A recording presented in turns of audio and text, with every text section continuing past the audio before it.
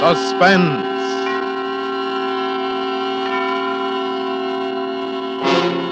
Autolite and its 96,000 dealers present Miss Betty Davis in Goodnight, Mrs. Russell, a suspense play produced and edited by William Spear.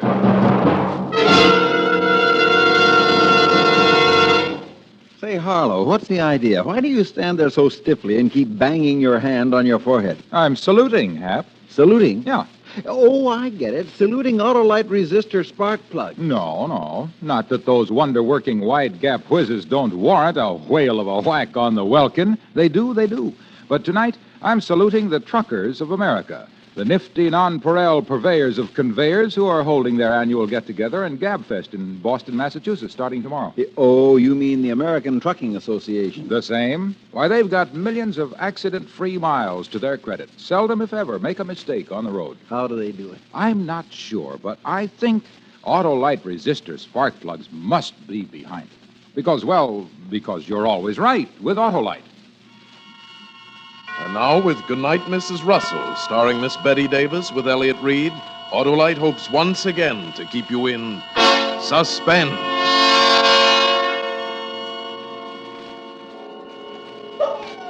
There's no escaping now. He hasn't said a word for 10 minutes.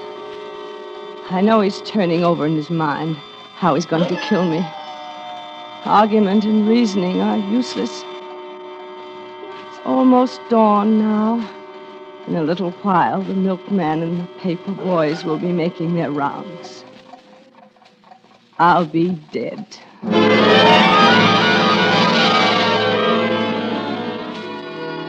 Cafe was just half a block away from where I worked. It was a small, pleasant little place, spotlessly clean, with a large plate glass window on the sidewalk. And there was always a beautiful-looking roast turkey and a juicy baked ham in the window, and you could watch Henry carve off succulent pieces of meat and arrange them into neat sandwiches with an olive and a dab of potato salad on the plate. Every noon, all of us who worked in the Hilmar building would go there for lunch. We crowded in on the high stools and jabbered, as women do, while Henry patiently served us and put up with our female chatter. He was always the only one there. How are you today, ma'am? Fine, thank you, Henry. How about some of your nice baked ham? Yes, ma'am. Coming up. He was always especially nice to me. I suppose that was because I'm, a little older than the others. The other girls are all very young, very cute. Henry always seemed uncomfortable a little with them.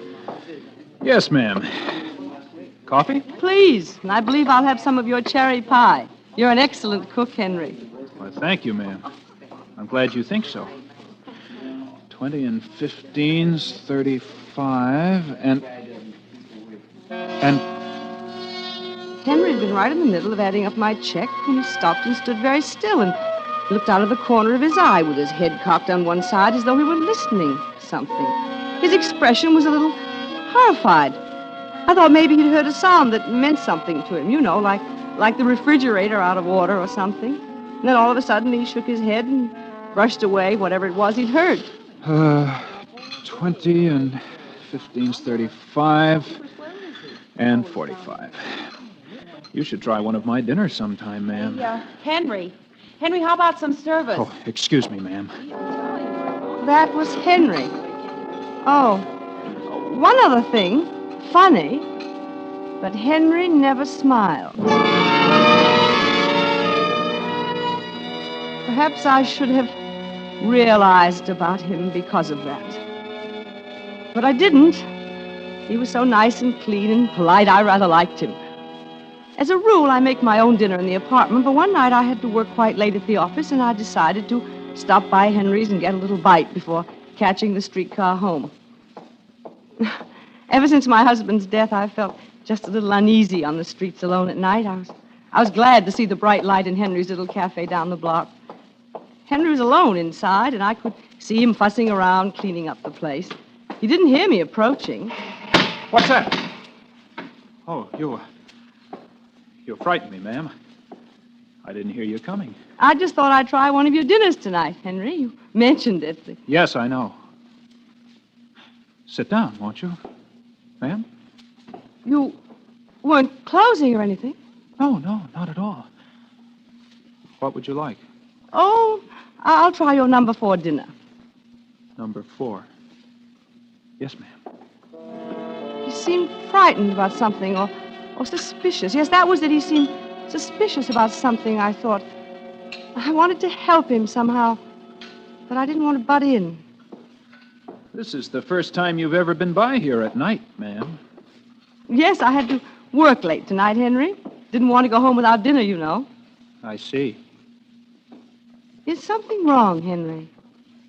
No. I'll get the rest of your dinner. Delicious soup. Thank you, ma'am. You don't often work late, do you?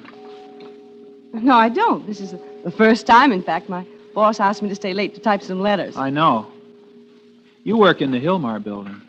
Why, yes, I do. How did I know lots of things, ma'am. This is a good dinner, Henry.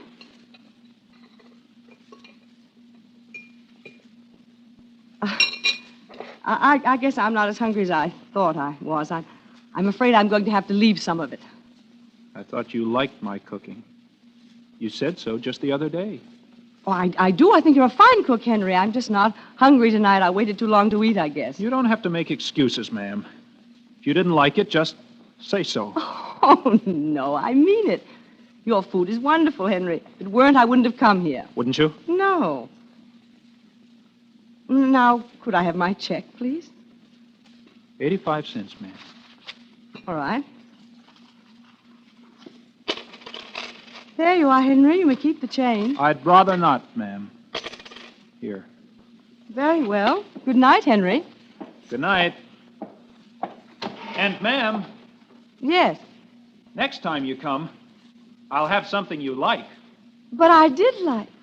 Oh, good night, Henry. Good night, Mrs. Russell. It was good food, but I felt ill at ease in there for some reason. That's why I couldn't eat. I decided not to go back there alone. Rather hard to talk to Henry. And I didn't go back alone. That is, not for 3 weeks. Had to work late, and again, and for the last time, I went to Henry's.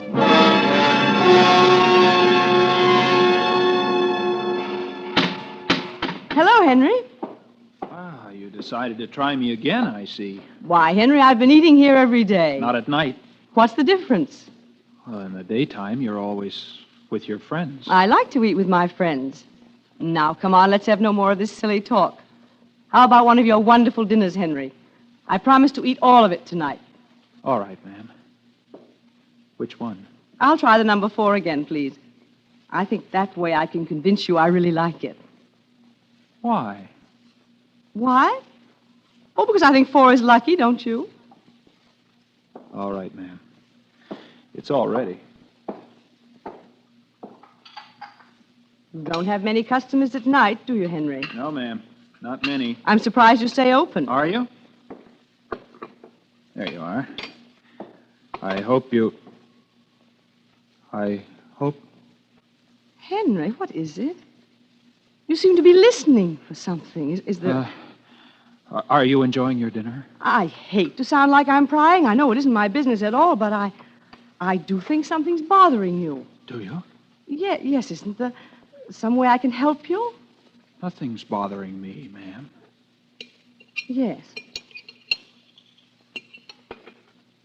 You know, I had a son like you. Did you? He was in the army, killed in the war. He was very much like you. I see. That left me all alone in the world. My husband Leonard died 4 years ago. Yes? He was a wonderful man. Everyone admired him. A contractor, you know. I see. You have noticed that as I talked away about my family and everything, he became very quiet. He sat down on the cooler back of the counter and just watched me, his face absolutely blank. I couldn't tell what he was thinking. When I'd ask him a question, he'd just answer with, I see, or yes, or no. Sometimes he wouldn't answer at all, just stare at me. I was getting uneasy again. I just about decided to make up an excuse to pay my bill and leave. It was getting quite late when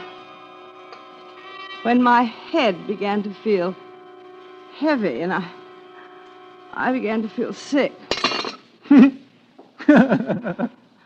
Henry, I feel ill.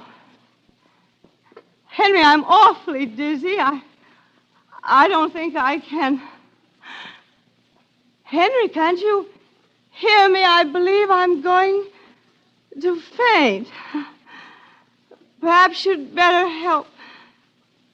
Did you do something?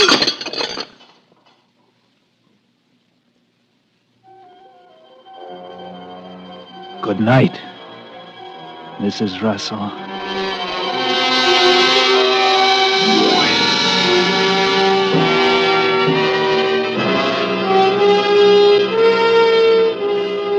Autolite is bringing you Miss Betty Davis in Goodnight, Mrs. Russell, tonight's production in radio's outstanding theater of thrills, Suspense.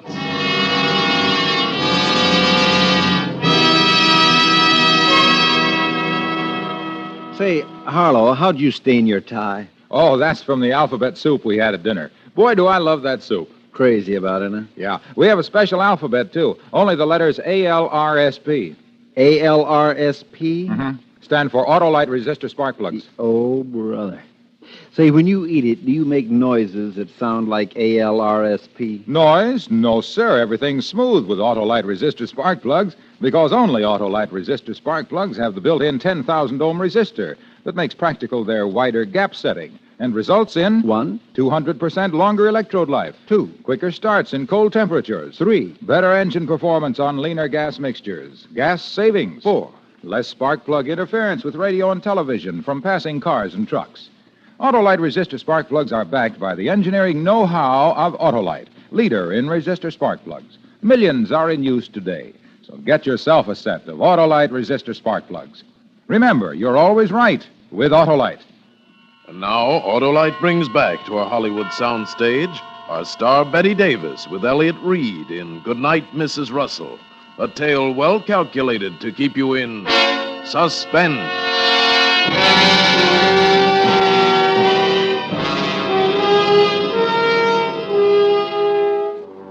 I don't know how long I was unconscious. It seemed just for a moment crowded with horrible nightmares and dreadful sounds. I remember hearing a woman screaming and crying horribly. It was ghastly. I must have been unconscious several hours. And when I opened my eyes, it was dark, pitch dark. A clock was ticking somewhere, and I realized that the screaming woman had been me. Is anyone here? I'm tied up. Who's there? Can anyone hear me? Help! Help! Help! Where am I? You're in my room, Mrs. Russell. It was Henry. Where was he? The room was black as night. I could see nothing. What was I doing here? Why was I tied up? How did I get here? I remembered nothing after feeling dizzy at Henry's. So that was it. You put something in my food, didn't you, Henry? Yes, I did, Mrs. Russell. I didn't want to kill you at the cafe, you see. Kill? Yes, Mrs. Russell. Kill you. Dead. Why, Henry? Why? Because you're my enemy. You and all the others. Your enemy? I like you, Henry. I've always liked you. Don't lie, Mrs. Russell. You thought I didn't know, didn't you? You thought I didn't know what you were up to. What I was up to? Planning to kill me. Night after night, I've heard you, all of you, outside my window, whispering. Talking about how you were going to kill me. Didn't Didn't you know I could hear you? I'm saying... Oh, no, I'm smart, Mrs. Russell. And you know it. That's why all of you planned to kill me, get rid of me. Oh, it's just lucky I found out you were one of them. You'll be the first to die, Mrs. Russell. And you're going to die slowly, in the dark. How do you like that, Mrs. Russell? Be quiet, Mrs. Russell, or I'll have to beat you up before I kill you. I tried to make myself think. I remembered you're supposed to humor people that like Henry. I tried to control myself. No one can hear you. No one even knows you're here. And I'm not going to untie you either. Not until you're dead.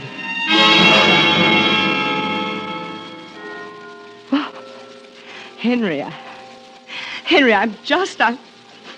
only an... You'll lie here in the dark and listen to the clock for half an hour. Just half an hour, Mrs. Russell. And then I'll kill you. You see, I want you to suffer like you've made me suffer. Henry, I'm just an ordinary woman. Oh, I'm smart enough to see through those remarks you made. Remarks? Always talking about what a good cook I was. As if you felt I wasn't a man. I know what you were thinking. Henry, I didn't mean anything of the sort. I really... And then rubbing it in about your precious son in the army. Rubbing it in, torturing me. Henry, that's wrong. And always ordering number 4 dinner. Oh, I'm smart, you see, Mrs. Russell. I can figure things out. Number 4 is lucky, you said. 4 for 4F, you meant. Henry, all those things, they were your imagination. I didn't mean them that way at all. I didn't know about the army. Weak excuses, Mrs. Russell. You're like all the rest. I'm too smart for you, and you know it. So you want to kill me. I'm a dangerous enemy, Mrs. Russell. Oh. How long have I got to live, Henry? Oh, a half hour. I don't know. The alarm will ring, and then I'll kill you. I was resigned to it then. It seemed so hopeless. But then I thought if I could just get him to turn on the light, I might see a way out. It was a forlorn hope, but I tried it. Henry? How do you know you set the clock right? Henry! I heard you. No, you didn't answer. I thought... You thought you could get me to turn on the light. Sorry, Mrs. Russell. Henry? You're torturing yourself more than you are me, Henry. Do you know that? What do you mean? Well, you don't know when the alarm's going to ring either. You must be sitting on the edge of your seat waiting to hear it. Aren't you? You see, when it rings, I know that I'll have to die, but you know that you'll have to commit a terrible crime. Murder, Henry. Shut up! It is true, then, isn't it? You can't trick me into turning on the light. I'm too smart for that. Oh, you're going to suffer in the dark. As I have.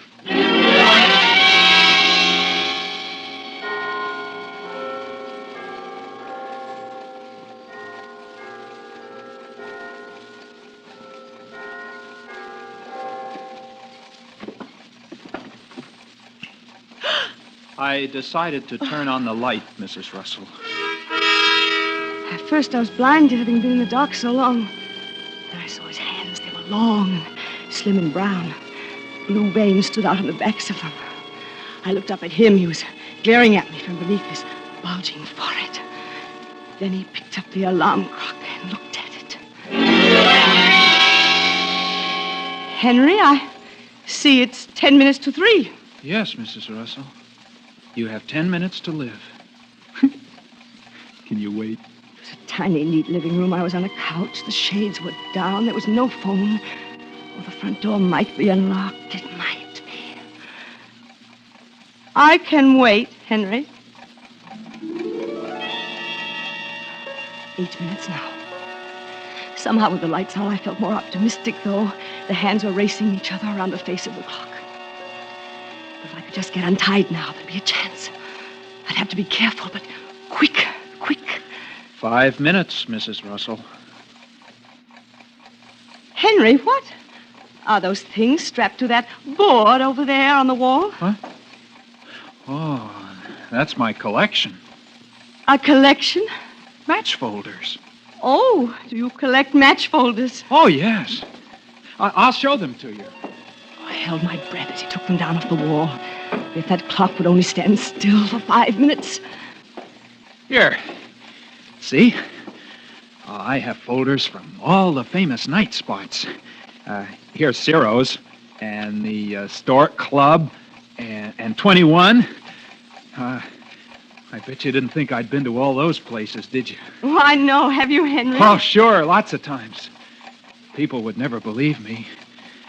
That's why I have these. They're lovely, Henry. Henry, my arms and legs are numb from being tied up like this.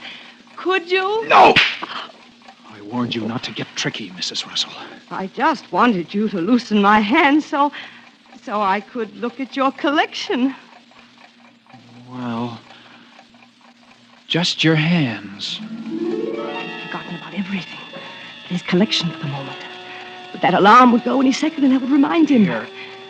As he untied my hands, my eyes fell on a large jade bookend beside the couch. There. Now, be careful, Mrs. Russell. You just wanted to see my collection, remember? Yes, Henry, show it to me. Now. Oh, see this one? That's from the Coconut Grove. Yes, And, Henry. I and let this my one hand steal along the couch toward the Antoine's, bookend. New Orleans. Isn't that beautiful? Yes, it is, Henry. And, I had it in my hand. You're not paying attention. Oh, yes, I am! Henry!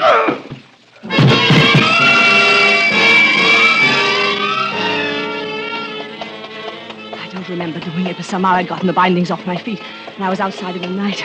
He'd been telling the truth. His house was completely isolated on one block. I ran down the block as hard as I could. I didn't even think about direction, just ran. I knew he'd come to in a minute, and I had to get out of sight. I'm not used to such exercise, and my heart was pounding so hard it ached. In the middle of the next block, I stopped for a moment and leaned against a tree to breathe. And I looked back and I saw him. I could see him beneath the street lamp.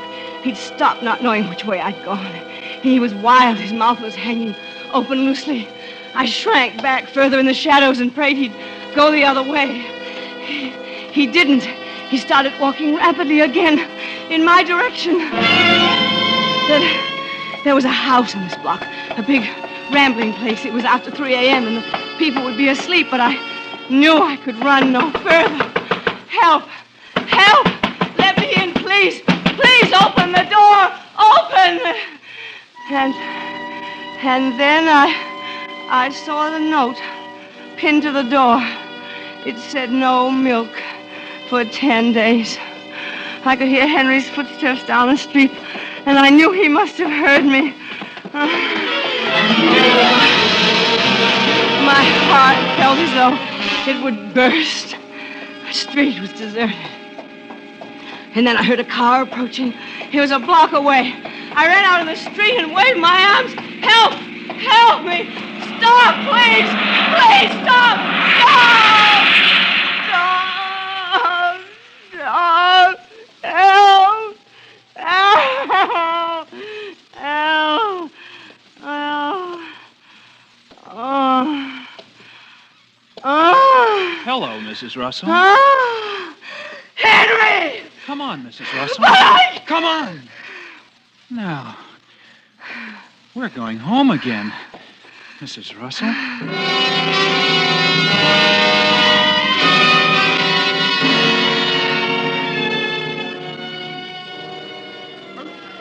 There's no escaping now.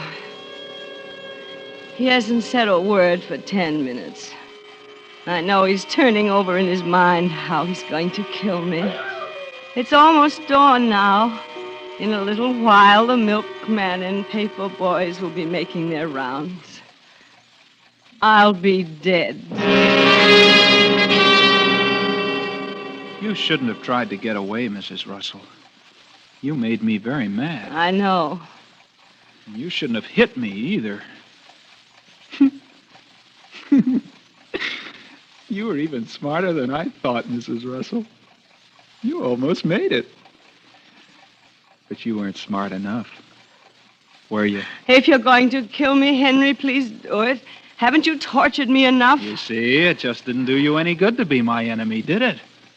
Oh, I don't like to kill you, but I have to. It's the only way I can protect Don't myself. you see you're not well, Henry? Please try to listen to me. I'll have to kill all the others, too. If I don't, they'll kill me. The others. Oh, don't pretend you don't know, Mrs. Russell. Oh, I've heard them whispering about me. You must have heard them, too. The voices. The voices? All the time. Just like I told you. When I'm at work and even here at home, I hear them plotting. They don't know I know. Henry, there's no one. It's all an illusion. Don't you see? Just like you are. They're afraid of me because they know I can outsmart them. I'm too clever for them, and they know it. That's why they want to kill me.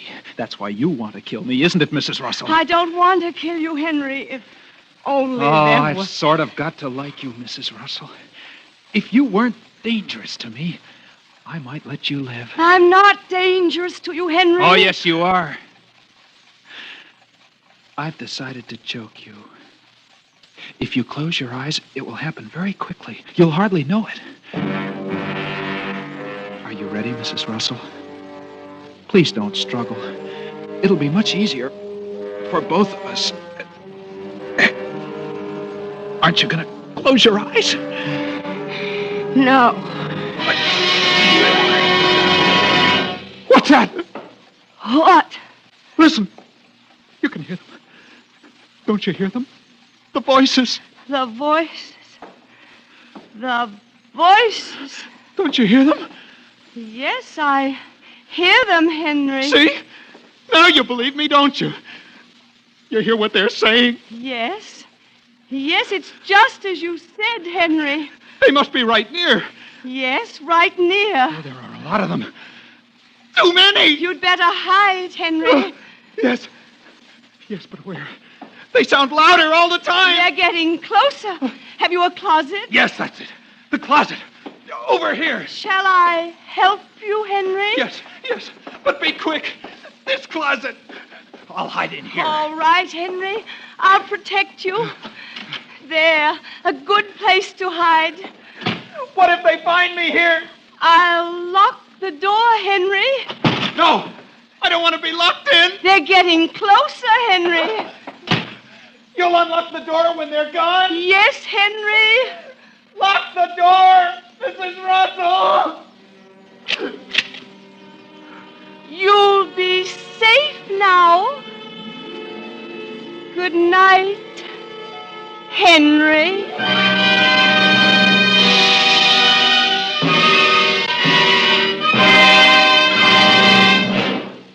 Suspense, presented by Autolite. Tonight's star, Miss Betty Davis, with Elliot Reed. You know, Harlow, it's really marvelous how safely and courteously American truckmen drive. You said it, Hap, and Autolite cooperates regularly with the American Trucking Associations in their excellent highway safety programs. Say that swell, Harlow. Swell, say, that reminds me. We haven't said anything about the more than 400 products Autolite makes for cars, trucks, planes, and boats in 28 plants, coast to coast. They're swell, too. And Autolite makes complete electrical systems for many of America's finest cars. Batteries, spark plugs, generators, starting motors, coils, distributors, all engineered to fit together perfectly, work together perfectly because they're a perfect team. So, folks, don't accept electrical parts that are supposed to be as good. Ask for and insist on Autolite original factory parts at your neighborhood service station, car dealer, garage, or repair shop. Remember, you're always right with Autolite.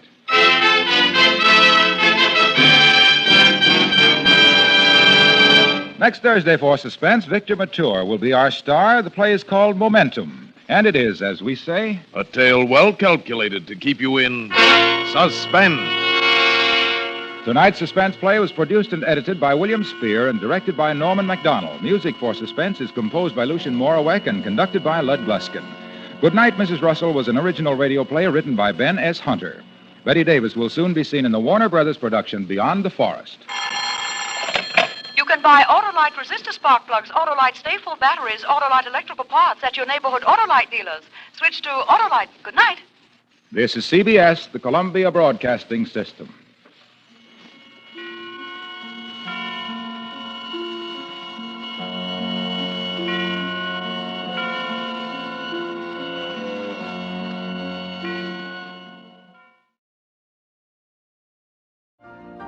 You've been listening to the OTR Gold Network. Find more classic radio at otrgold.com.